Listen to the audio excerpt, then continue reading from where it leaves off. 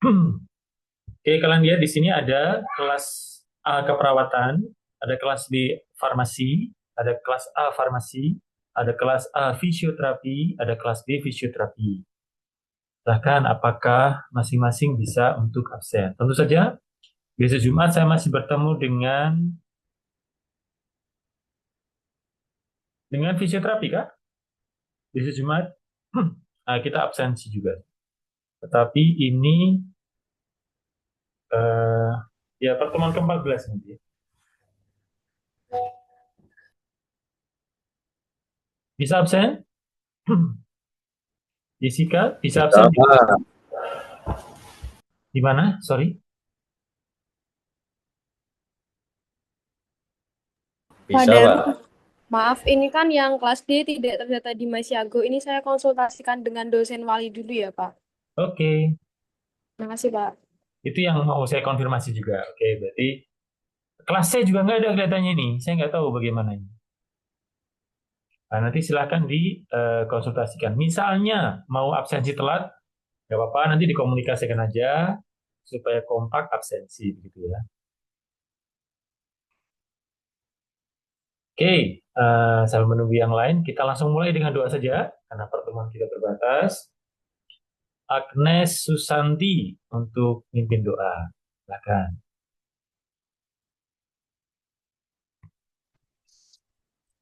Teman-teman dan Pak Daru, sebelum memulai pembelajaran, marilah kita berdoa.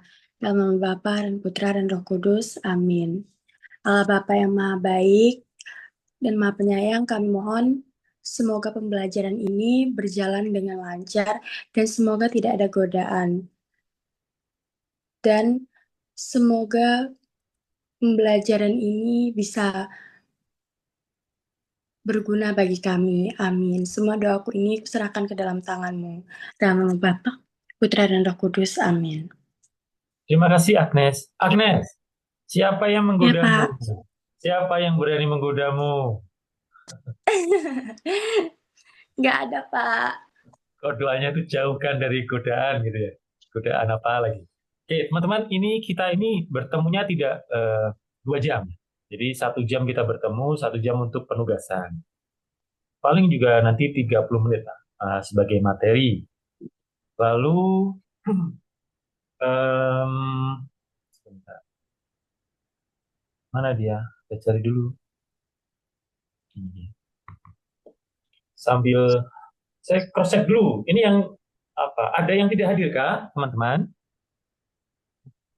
Supaya didata dulu lah. Didata dulu yang kira-kira belum hadir. Gaga ada Gaga? Gaga belum ya. Gaga ada loh, tapi tidak on cam. Oh, pantas saya tidak lihat wajahnya ya. Gege sama saya, Pak. Oh Sama ya, Marcel. ya tapi nggak usah jedut-jedutan. Ya, Satu frame nggak apa-apa, nggak usah jedut-jedutan ya. Yang rukun-rukun aja. Oke, pun oke. Rukun, Pak. saya mau cek yang off cam dulu ya. Miracle, apakah di sini atau sedang di mana? Hadir, Pak. Oh, kamu di Christina ya. Ada 2 akun. Maria Melianti, adakah? Leo on cam. Maria, Ada, Pak. ya. Gloria Goretti, Ada, Pak. ya. Kok nggak on cam kenapa? Di kamar mandi atau gimana? Kita cuma sebentar loh. Kita cuma sebentar saja. Nah gitu. Jadi ketika di record nanti laporan juga enak nih saya ke Bu Glu dan eh, beberapa dosen yang lain ya. Oke, kita mulai singkat. Tema kita adalah tahun jubileum. Nah, kenapa tahun jubileum? Karena memang eh, ini lagi tahunnya teman-teman. Nah, sebentar saya. Kemarin saya memang sudah mengisi di kelas sebelumnya tahun jubileum, tapi ini saya detailkan lagi ya. Karena tahun 2025 ini oleh Paus promosikan sebagai tahun jubileum. Jadi sebagai guru agama saya perlu untuk menjelaskan lebih mendalam, entah 2 pertemuan atau 1 pertemuan.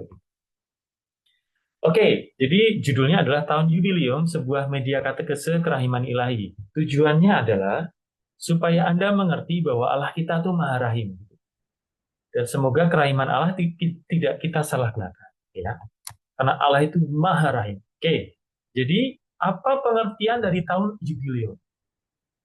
Tahun jubileum adalah tahun kerahiman ilahi, tahun di mana dosa manusia itu diampuni, seberapapun berat dosa manusia.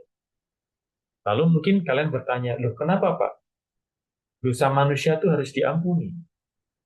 Kenapa tidak dibiarkan saja? Bukankah keadilan itu adalah yang jahat harus dihukum dan yang baik harus diberi anugerah? Kira-kira begitu ya. Yang baik hati kita sayang, yang jahat kita hukum. Itu mungkin konsep keadilan manusia, karena manusia mungkin ada kelemahan, keterbatasan. Sementara Tuhan kita itu Maha Murah dan Maha Rahim. Oleh karena itu Tuhan sanggup untuk mengampuni manusia, Tuhan mau mengampuni manusia, dan Tuhan mampu mengampuni manusia. Apa susahnya bagi Tuhan? Lalu yang poin berikutnya, karena tanpa kerahiman ilahi, manusia itu mustahil diselamatkan. Dalam cerita agama-agama pada umumnya, termasuk agama Katolik, manusia itu lahir saja ada dosa asal begitu. Atau dalam bahasa psikologi, supaya lebih ilmiah, kita tuh punya kecenderungan berdosa. Bahkan penelitian Rhythm 0 mengatakan sebagian besar manusia, kalau dibiarkan gitu ya, dia itu bisa berbuat jahat. Misalnya alasannya keterpaksaan, alasan ekonomi, lalu dia mencuri gitu ya. Alasan nafsu, lalu misalnya nih, yang ini ya, yang kita lihat secara struktur sosial lah. Misalnya ada ibu-ibu kan lagi menyusui gitu ya. Ibu-ibu lagi menyusui di tempat umum. Lalu ada laki-laki melihat gitu. Laki-laki melihat dan dia mungkin nafsunya naik. Kira-kira yang disalahkan siapa? Ada ibu yang menyusui, lalu kan kelihatan ya, mohon maaf payudaranya gitu ya. Lalu ada laki-laki nih melihat misalnya di depan halte bis atau apa, lalu akhirnya nafsu. Yang salah siapa tuh? Biasanya secara masyarakat nih menilai. Misalnya amnesia, kira-kira biasanya yang disalahkan siapa? Yang biasanya disalahkan itu si ibunya. Ya kan? Jadi struktur kita itu seolah-olah mendukung bahwa apa ya, nafsu itu dibenarkan gitu loh. Padahal sebenarnya yang salah ya cowoknya itu. Karena ibunya kan lagi menyusui. Beda kalau ibunya, mohon maaf tanda kutip, menawarkan diri gitu ya. Ini ada anak yang menyusui. Tapi ketika anak nafsu manusia nafsu, yang disalahkan ibunya. Oke ya, itu mungkin contoh gampangnya. Manusia itu di sini dikatakan penuh dengan kecenderungan berdosa. Karena itu hanya kerahiman Tuhan saja yang bisa menyelamatkan. Tanpa kerahiman ilahi, manusia susah dan bahkan mustahil diselamatkan. Lalu, tradisi Katolik menyesuaikan tahun jubileum tersebut dengan pemahaman kerahiman Allah setiap 25 tahun sekali. Karena kalau nanti kita lihat tradisi aslinya dari Yahudi itu 50 tahun sekali. Nah, tradisi jubileum ini dikonversi dari tradisi Yahudi, Yovel namanya. Ya. Disebutkan terjadi di setiap tahun ke-50, di mana para budak dan tahanan akan dibebaskan, hutang akan diampuni, dan belas kasih Tuhan akan terlihat secara khusus. Pada saat ini ada 4 hal penting dalam penghayatan tahun jubileum yang sekarang ini. 1, pertobatan spiritual, restorasi spiritual. 2, pertobatan martabat manusia. Jadi kita mau memerdekakan martabat manusia.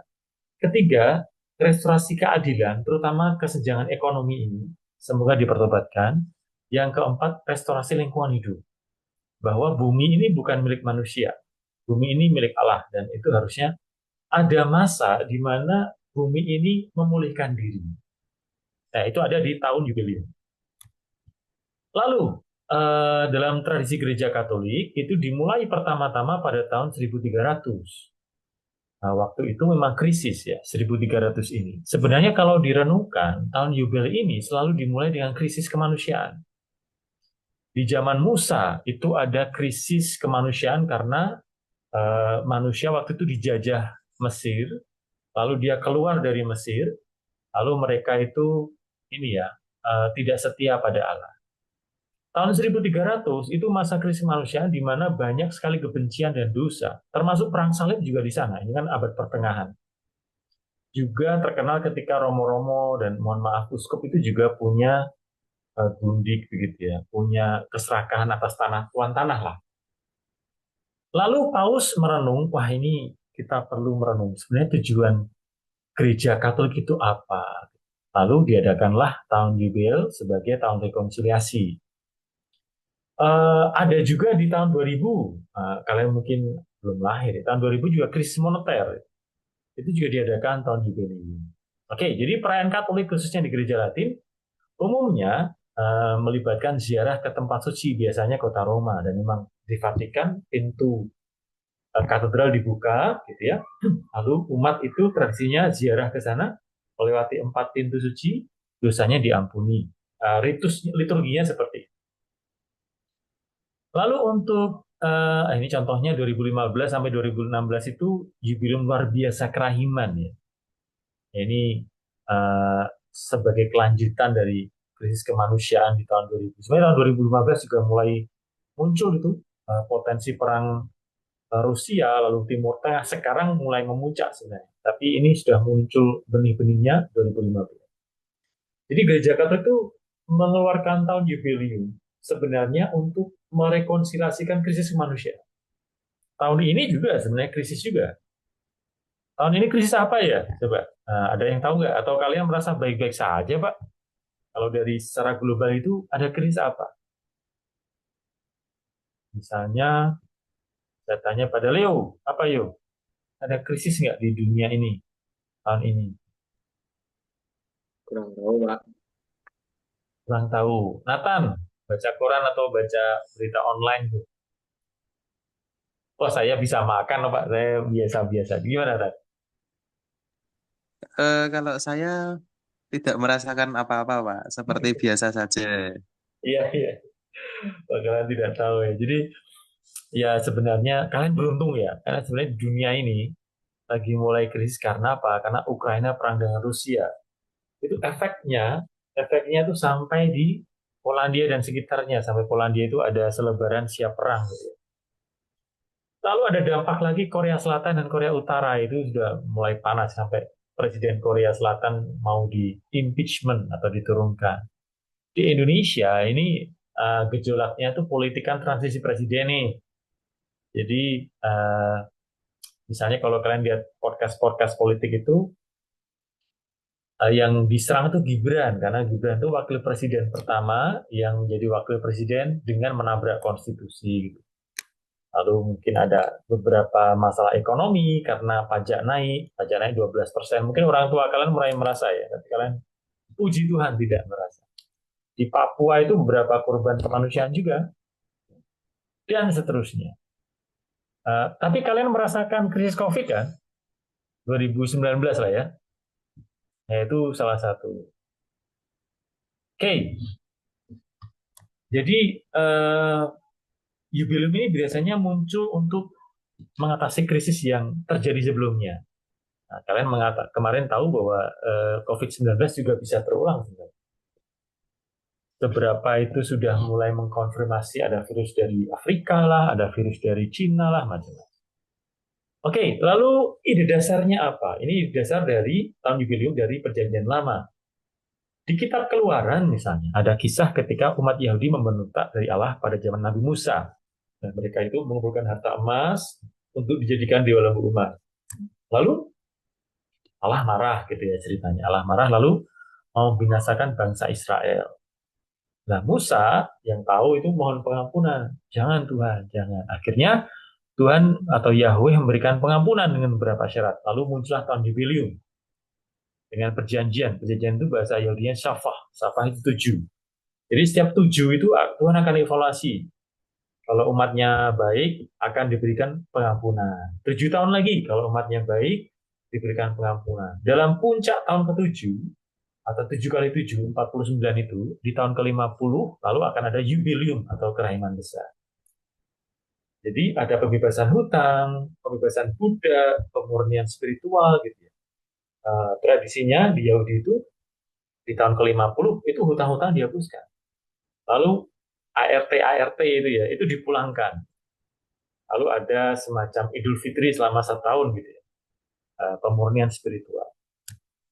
Kemudian kalau ide dasar tahun kerahiman perjanjian baru, Gereja Perdana meyakini bahwa Yesus adalah perwujudan kerahiman Allah yang baru. Jadi kalian bisa lihat di Injil Lukas 16:4-24, di mana Yesus datang ke sinagoga, ambil itu kitab suci dari Yesaya, lalu dia baca, Aku datang, roh Tuhan ada padaku, untuk memberitakan kabar baik kepada orang miskin, pembebasan kepada tawanan, penglihatan kepada orang buta, dan pemberitaan tahun rahmat Tuhan. Ini ide dasar dari jubiliumnya perjanjian baru. Hampir sama sebenarnya. Ya, intinya mencoba membebaskan manusia yang menderita. Lalu studi kasus. Nah, supaya lebih paham, sebenarnya kerahiman Tuhan itu maknanya apa bagi manusia? Ya, kita tahu dalam penjelasan awal bahwa tanpa kerahiman ilahi, manusia yang berdosa itu tidak mungkin diselamatkan. Contoh nyata kerahiman ilahi adalah pada satu orang bernama Santoso. Saya disertakan di pertemuan 14 itu audio hasil podcast saya bersama dengan RRI di Semarang ini. Saya beri contoh kesaksian dari Santoso. Jadi Santoso ini adalah manusia yang dibuang di sampah oleh orang tuanya pada tahun 1988. Dia mengatakan, saya tidak tahu bagaimana saya bisa hidup. Karena saya di sampah, lalu ada anjing menggonggong, dan kebetulan ditemukan oleh pedagang pasar. Lalu oleh pedagang pasar ini, pagi-pagi itu, dikirim ke Bruder Servas, FIC. Selama beberapa hari dirawat, dibantu oleh mungkin kerabatnya Bruder Servas, lalu dikirim ke panti asuhan di Yogyakarta. Akhirnya Santoso selamat sampai sekarang dan baru lulus ujian pagi ini calon guru agama Katolik di STPK kampus saya. Yang mau dikatakan adalah kisah Santoso ini salah satu contoh bahwa manusia itu bisa saja jatuh dalam penderitaan. Dan penderitaan itu kadang-kadang kita tidak tahu bagaimana datangnya. Seperti Santoso kan, dia mau milih orang tua bagaimana? Tidak bisa dia pilih kan. Orang tuanya memang tidak tanggung jawab. Tetapi karena kerahiman ilahinya dia selamat. Sama seperti manusia yang mungkin terkurung dalam dosa bahasa teologinya. Manusia susah, misalnya penjahat yang punya kelainan psikologis. Dan gimana dia memang dilahirkan dengan kelainan psikologis? Maka perlu kerahiman Tuhan. Atau kitalah manusia biasa. Pernah berdosa tuh? Masing-masing dari kita, misalnya Gloria Goretti pernah dosa apa, Gloria? Satu aja yang ringan-ringan lah. Apa, Pak? Pernah bikin kesalahan apa, dosa apa? Yang ringan-ringan, nggak usah yang berat-berat. Apa ya? Mencuri tempe gitu, Nggak, menyakiti apa? dos. Gosip gitu. Pernah nggak gosip-gosip gitu? Gibah. Pernah, Pak. Nah, lah kenapa kok Gloria bisa gibah? Kan tahu gibah itu jelek gitu. Tapi kenapa Gloria bisa gibah, ayo? Ya spontan aja Pak gitu. Atau gimana?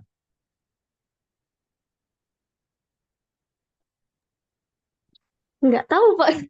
Ya, nggak tahu ya. Itu sama dengan cerita dosa-dosa yang lain. Kenapa orang mencuri? Kenapa orang bisa iri? Kenapa orang bisa sombong ya? Dia memang punya potensi dosa. Dan hanya bisa diselamatkan oleh kerahiman. Kira-kira gitu. Oke. Ya. Maka ini adalah dosa-dosa apa namanya? 7 dosa besar manusia. Kalau dari sisi psikologi, nah ini namanya apa ya? Kelainan disorder manusia itu biasanya di sini, entah kesombongan, masing-masing dari kita punya potensi sombong, entah ketamakan atau keserakahan.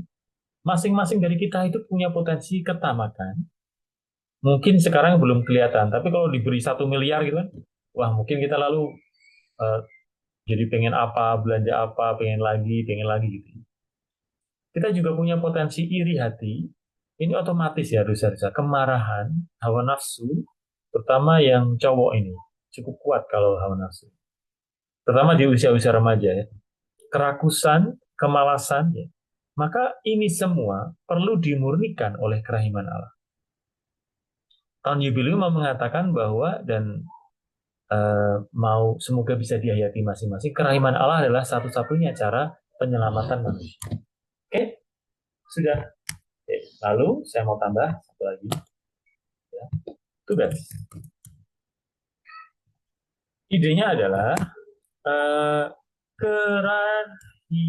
kerahiman Allah tidak bisa dilakukan gereja sendirian.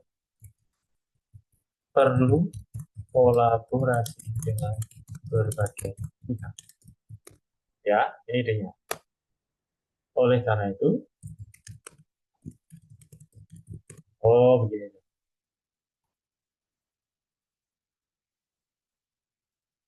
Mahasiswa.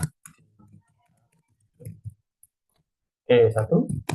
Menjelaskan kembali konsep kerahiman. Ini satu ya. Dua, berkolaborasi dengan pribadi berniat baik.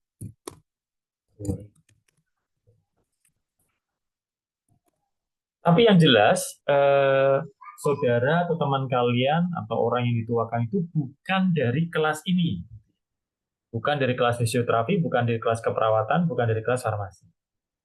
Supaya ada kolaborasi antara kalian dengan orang lain gitu, di luar kelas ini. Ya. Mau agama Kristen boleh, agama Islam boleh, silakan berkolaborasi. Lalu kolaborasi untuk apa? Berkontribusi. Nah,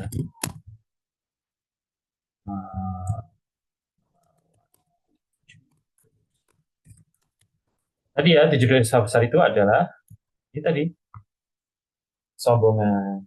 Entah mungkin doa bareng atau mungkin apa. Silakan kalian diskusikan dengan teman yang lain itu untuk melawan ketamakan, iri hati, kemarahan itu apa. Nah, itu sudah nanti laporan dalam sharing. Ini adalah sharing singkat. Mungkin bisa bersama dengan temannya.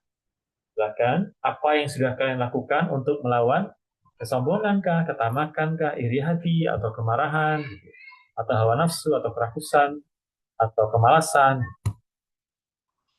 Nah, itu nanti dikumpulkan di pertemuan ke-14. Nah, kira-kira demikian ya. Ini akan saya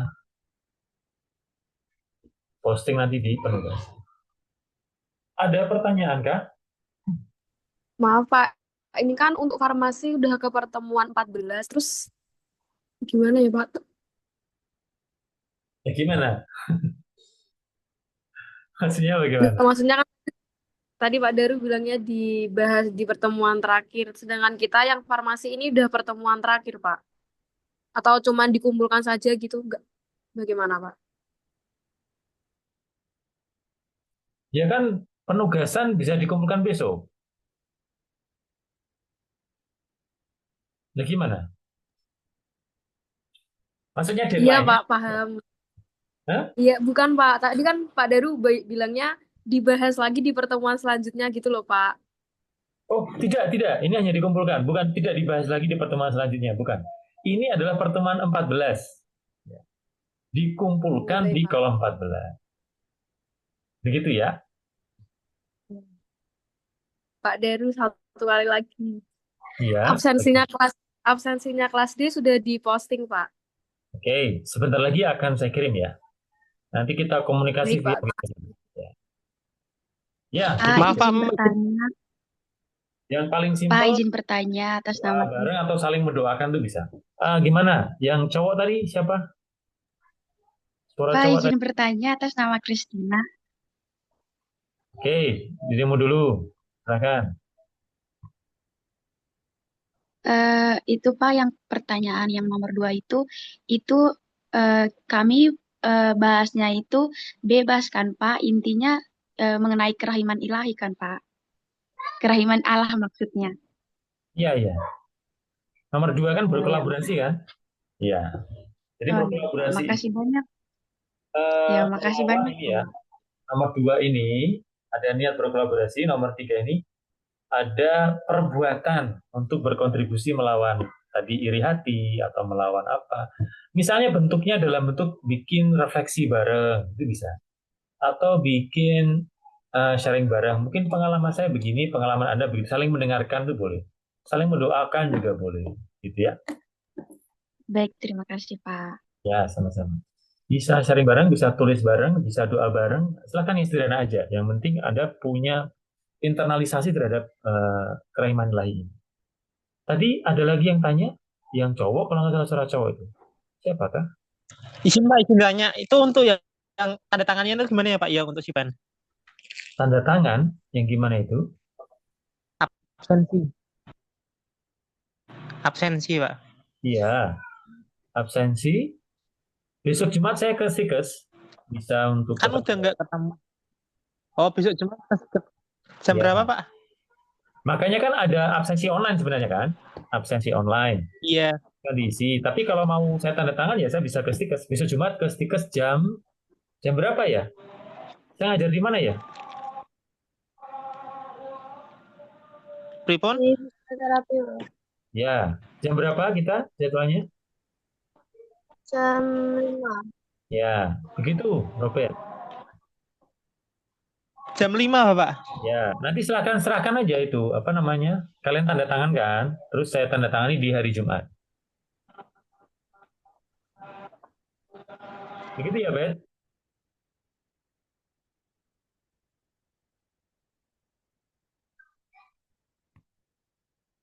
Jelas atau tidak jelas? Jadi jangan sampai tidak jelas. Oh, ini kok malah saya. Oke Pak, siap. Oke. Ya, baik teman-teman, karena saya kira sudah jelas ya. Kita tutup pertemuan ini dengan doa. Karena ini doa penutup, on cam lagi, ayo kita on cam dulu lah. Supaya rekornya itu tampak wajah-wajah gitu. Doa juga toh. Silahkan